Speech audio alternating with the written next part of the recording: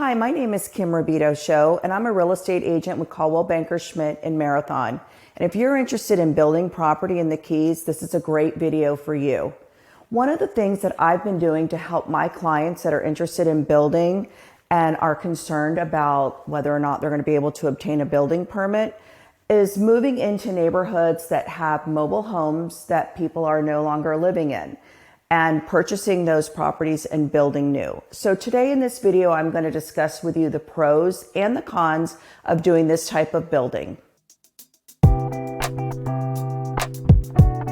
So I actually helped this client 2 years ago purchase this piece of property for $400,000. And at that time, it had a vacant mobile home on the property.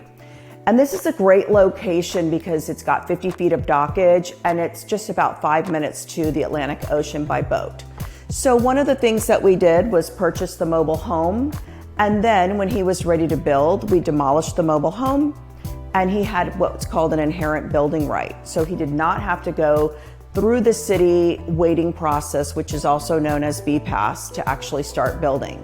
And now, where we're standing, we have a beautiful 3-bedroom, 2-bath concrete home with a nice pool, downstairs kitchen, and we're actually selling it for $1.675. So I'm standing here on 82nd Street, which is actually where my client bought his first mobile home property. And if you look down the street, every one of the properties has been changed into a beautiful new construction home, similar to this one. So now we're going to talk about some of the pros and the cons when you want to look at buying a mobile home, removing it, and building. So one of the pros is you can get onto the water for a lot better price than if you were to purchase a home that was already built. So for example, like this one, you can get in $400,000.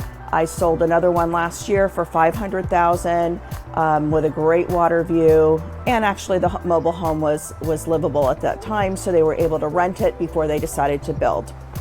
The other pro to something like this is you don't have to worry about getting a building right.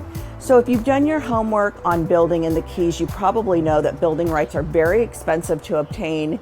You have to make sure that the building right that you're purchasing will transfer to that lot.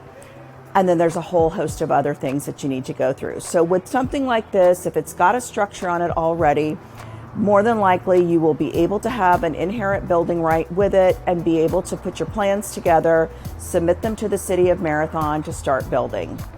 Now, some of the cons to properties like this is that they are mobile home lots, so they're a lot smaller. When you look at what our average lots are here for vacant land, you're going to expect anything from about 7,500 up to about 12,000 square feet, where these are going to be smaller, 3,000, 4,000, under 5,000, and you have to be okay with that. Some of the other cons is you will be buying on a street that's not really a consistent street, meaning it's going to have some mobile homes with a mixture of new construction builds in it.